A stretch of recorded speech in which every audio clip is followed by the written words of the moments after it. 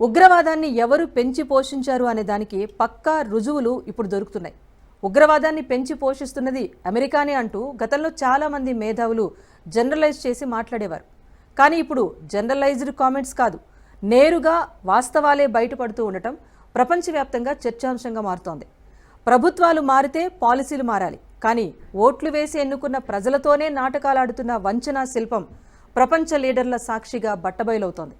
గత ఏడాదిన్నర క్రితం ఇజ్రాయెల్ మీద జరిగిన దాడిలోనే కాకుండా డొనాల్డ్ ట్రంప్ పగ్గాలు చేపట్టే ముందు క్షణం దాకా అమెరికా నుంచి హమాస్ టెర్రరిస్టులకు నిధుల వరద పారుతూనే ఉందట. బైడెన్ హయాంలో జరిగిన ఇలాంటి పనులకు ఎలాంటి చర్య తీసుకోవాలి అని ఇప్పుడు ట్రంప్ అండ్ టీం ఆలోచిస్తోందట. హమాస్ టెర్రరిస్టులకు భారీగా నిధుల వరద.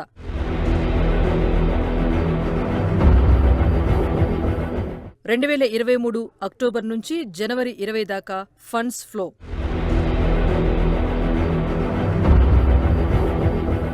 ట్రంప్ నిలిపివేసేదాకా హమాస్కు వెళ్లిన నిధులు. వైట్ హౌస్లో జరిగిన డార్క్ పనుల గురించి తెలుసుకుని యావత్ ప్రపంచం విస్తుపోవటం ఒక్కటే కాదు, అమెరికాలోని కామన్ సివిలియన్స్ సైతం నిర్ఘాంతపోతున్నారు. ఇప్పటిదాకా అమెరికా సామాన్య పౌరులకు ఓటు వేయటం తెలుసు, లేదా ప్రభుత్వ పాలసీలు నచ్చకపోతే రోడ్డెక్కి నిరసన వ్యక్తం చేయటం తెలుసు. కానీ ట్రంప్ వచ్చిన తర్వాత బయటపడుతున్న నిజాలు తెలుసుకుని తాము ఎంత కోల్పోయామో, ఎంత నష్టపోయామో తెలుసుకుని ఆవేదన చెందుతున్నారంట. ట్రంప్ ప్రభుత్వంలో కీలకంగా ఉన్న ఎలాన్ మస్క్ యుఎస్ ఎయిడ్లోని బయటపడుతున్న చీకటి కోణాల లోతులు, వాటి పరిణామాలు, పర్యవసానాలపైన స్ఫురణకొస్తూ ఉండటంతో తాము ఇంతకాలంగా ఇంతలా మోసపోయామా అని వాపోతున్నారంట అమెరికా ప్రజలు. అమెరికా అధ్యక్షుడిగా జనవరి 20వ తేదీన డొనాల్డ్ ట్రంప్ పగ్గాలు చేపట్టిన తర్వాత కొన్ని కీలకమైన ఫైళ్లపైన సంతకం చేశారు. ఆ ఫైళ్లలో యుఎస్ ఎయిడ్ కూడా ఒకటి. ఒక్క సంతకం పోటుతో మానవీయ సాయం పేరిట అమెరికా చేస్తున్న సాయాన్ని పూర్తిగా నిలిపేశారు. దీంతో ఆ క్షణం నుంచి యుఎస్ ఎయిడ్ నిలిచిపోయింది. మరోవైపు ట్రంప్ కోటరీలో అత్యంత కీలకమైన వ్యక్తిగా ఎలాన్ మస్క్ ను నియమించుకుని డెలివరింగ్ గవర్నమెంట్ ఎఫిషియన్సీ డోజ్ పేరుతో ఒక కొత్త ప్రభుత్వ ఏజెన్సీని ఏర్పాటు చేయించారు ట్రంప్. దీంతో డోజ్ బాధ్యతలు చేపట్టిన మస్క్ యుఎస్ ఎయిడ్ నుంచి ఏ దేశాలకు ఎంతెంత ఎప్పుడెప్పుడు వెళ్లిందో వెలికి తీసే పనిలో పడ్డారు. ఈ క్రమంలోనే భారత్, బంగ్లాదేశ్, ఇతర ఆఫ్రికా దేశాలు ఇలా పలు ఖండాల్లో ప్రభుత్వాలను మార్చటం, ప్రభుత్వాలకు వ్యతిరేకంగా పనిచేయటం, ఎన్నికల్లో ఓటింగ్ను పెంచటం వంటి కార్యకలాపాలకు నిధులు వెళ్లిన అంశం బయటపడింది. దీంతో ప్రపంచమంతా విస్తుపోయింది. ఇప్పుడు ఈ అంశంపై ఆయా దేశాలు కూడా దర్యాప్తు చేసే పనిలో పడ్డాయి. ఇలాంటి తరుణంలో మరో దారుణమైన అంశం కూడా బయటపడింది. దీనిపై అమెరికా పౌరుల్లో తీవ్రమైన చర్చ నడుస్తోంది. ఇజ్రాయెల్ దక్షిణ భాగం మీద హమాస్ ఉగ్రవాదులు 2023 అక్టోబర్ 7వ తేదీ అందరూ నిద్రిస్తున్న వేళ అనూహ్యంగా విరుచుకుపడ్డారు. వందలాది మంది ఇజ్రాయెల్ పౌరులను బంధించి తీసుకెళ్లారు. అసలు వాళ్ల టార్గెట్ ఇజ్రాయెల్ మీద, దాని పాలకుల మీద విజయం కాదు, అసలు ఇజ్రాయిల్ను ప్రపంచపటంలోనే లేకుండా చేయటం. దీనికోసం హమాస్ టెర్రరిస్ట్ నాయకులు అత్యంత పకడ్బందీగా స్కెచ్ వేసుకుని ఇజ్రాయెల్ పాలకులు నిద్రలో ఉన్నవారిని నిద్రలోనే మట్టుపెట్టాలని కుట్రపన్నారు. ఆలస్యంగా తేరుకున్న ఇజ్రాయెల్ భారీ నష్టాన్నే చవిచూసింది. ఒక దశలో ఇక ఇజ్రాయెల్ పనైపోయింది అనుకున్నారు. కానీ పట్టుదల వదలని ఇజ్రాయెల్ పాలకులు వారి నెట్వర్క్ను ఉపయోగించుకుని హమాస్ను భూస్థాపితం చేయటమే లక్ష్యంగా యుద్ధరంగంలోకి దిగారు. ఏడాది తిరిగేసరికి గాజా మీద పట్టు సాధించారు. అటు అమెరికా ప్రెసిడెంట్గా ట్రంప్ వచ్చిన తర్వాత ఇప్పుడు గాజా పూర్తిగా ఇజ్రాయెల్ వశమైందంటే అతిశయోక్తి కాదేమో. అయితే అమెరికా అందిస్తున్న యుఎస్ ఎయిడ్ హమాస్ టెర్రరిస్టులకు జనవరి 20వ తేదీన ట్రంప్ సంతకం చేసే క్షణానికి ముందు వరకు కూడా నిధుల వరద పారించిందంట. మస్క్ విచారణ జరుపుతున్న క్రమంలో యుఎస్ ఎయిడ్ను బైడెన్ హయాంలోని గత పాలకులు ఎంతగా దారి మళ్లించారు అనేది ఇప్పుడు వైట్ హౌస్లో తీవ్ర దుమారం రేపుతోంది. పాలస్తీనాలోని హమాస్కు 2023 అక్టోబర్ 7 నుంచి ట్రంప్ పగ్గాలు చేపట్టే నాటికి $2.1 బిలియన్ సొమ్ము వెళ్లిందంట.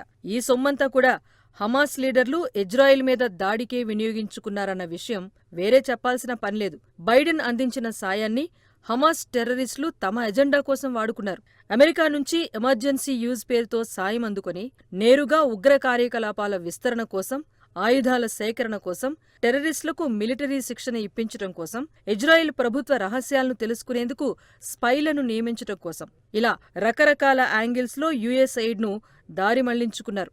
అమెరికా నుంచి వచ్చే సరుకుల మీద నిఘా ఉండేది కాదు. యుద్ధంలో ఇళ్లు కోల్పోయి, ఆస్తులు పోయి రోడ్డున పడ్డవారి కోసం, అవయవాలు కోల్పోయి అనాథలైన వారి కోసం ఆపన్నహస్తం అందించటం యుఎస్ ఎయిడ్ లక్ష్యం. అయితే ఎమర్జెన్సీ యూజ్ పేరిట వచ్చే ఇలాంటి సరుకులను కూడా ఎక్కడా తనిఖీ చేయకుండా భద్రతా దళాలు నేరుగా పంపించేసేవారు. 90% ఎయిడ్ టెర్రరిస్టుల చేతుల్లో పడింది. వెహికల్స్ ను అసలు చెక్ చేయకుండానే అధికారులు పంపించేవారు అంటే వారు ఎంత కుమ్మక్కయ్యి ఈ కథ నడిపించారో అర్థం చేసుకోవచ్చు అంటున్నారు. యుఎస్ ఎయిడ్ పేరిట వచ్చే తినుబండారాలు, రగ్గులతో పాటు ఆ వెహికల్స్ లో ఆయుధాలు, మందుగుండు సామగ్రి, పేలుడు పదార్థాలు, అధునాతనమైన ఆయుధాలు వంటివి కూడా వచ్చేవి. అదే వెహికల్స్ ను గాజాకు పంపుతూ అందులోనే టెర్రరిస్టులను క్యారీ చేసేవారు. ఇవన్నీ మీడియా సాక్షిగా కూడా బయటపడ్డాయి. అయితే లేటెస్ట్ గా ఇంతటి భయానకమైన లక్ష్యం కోసం వాడారు అన్నది మాత్రం ఇప్పుడే వెలుగు చూసింది. అంతేకాదు, డోజ్ ఆధ్వర్యంలో జరిగిన ఈ సమావేశంలో మరో అంశం కూడా బయటపడింది.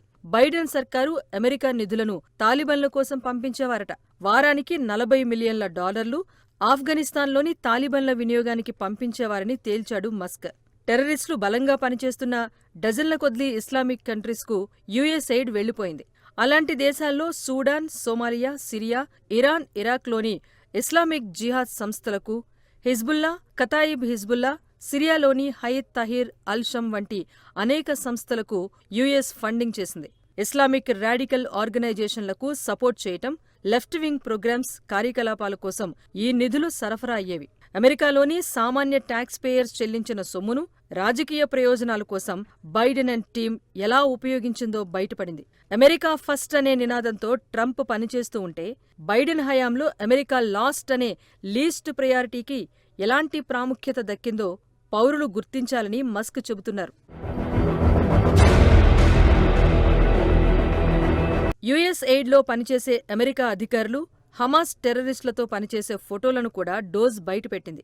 వాటిని బయటకు రాకుండా బైడెన్ సర్కారు పనిచేస్తే ఇప్పుడు ట్రంప్ ఆ ఫోటోలను మస్క్ ద్వారా బయటపెడుతున్నారు. అక్టోబర్ 7వ తేదీ తర్వాత ఇజ్రాయిల్ ఆపరేషన్ తర్వాత పలు కీలకమైన హమాస్ టెర్రరిస్టులు చనిపోయారు. వారి కొడుకులను ప్రోత్సహిస్తూ యుఎస్ ఎయిడ్ ఏజెన్సీ అధికారులు దిగిన ఫోటోలు విపరీతమైన చర్చకు దారితీస్తున్నాయి. వాటిని నిస్సిగ్గుగా సోషల్ మీడియాలో కూడా పోస్ట్ చేసుకున్నారంట. బైడెన్ హయాంలో ఇస్లామిజంను స్పాన్సర్ చేయటంపై ట్రంప్ ఇప్పుడు గుర్రుమీదున్నారు. ఆ పని యాంటీ అమెరికా అని తెలిసి అమెరికా పౌరుల ప్రాణాలు తీయటం, ఆస్తులు కాజేయటమే ఎజెండాగా పెట్టుకున్న హమాస్కు ఆ డబ్బు ఎలా ఇస్తారు అని ట్రంప్ ఆగ్రహం వ్యక్తం చేస్తున్నారు. చారిటీ పేరిట యుఎస్ ఎయిడ్ వెళ్లిందని, కానీ హమాస్ లీడర్లకు చేరిన సొమ్ము చారిటీ ఎలా అవుతుందని ఇప్పుడు వైట్ హౌస్లో చర్చ నడుస్తోంది. సాయం అందుకున్నవారు సాయం చేసిన వారి పట్ల కృతజ్ఞతగా ఉంటారని, కానీ అమెరికా సాయం అందుకున్న ఏ ఒక్క హమాస్ పౌరుడైనా అమెరికాను ద్వేషించటం గమనించాలి అంటున్నారు ట్రంప్ అండ్ మస్క్. ఆకలితో నకనకలాడేవారికి సాయం చెయ్యాలి, చలిలో వణికిపోయేవారికి ఆపన్నహస్తాన్ని అందించాలి. అంతేకాని ఆయుధాలు పట్టిన వారికి ఆపన్నహస్తం ఎలా అందిస్తారు అంటూ అసలు పాయింట్ లాగుతున్నారు ట్రంప్. అమెరికా ప్రజల పన్నులను అమెరికా ప్రజలనే చంపాలని చూసేవారికి ఎలా దారి మళ్లిస్తారని అంటున్నారు ట్రంప్. మరి ఇప్పుడు తాజాగా బయటపడిన హమాస్కు యుఎస్ ఎయిడ్ అంశంలోని లోతులను ఆధారంగా చేసుకుని ట్రంప్ సర్కార్ బైడెన్ మీద చర్యలకు పూనుకుంటుందా లేదా చూడాలి మరి.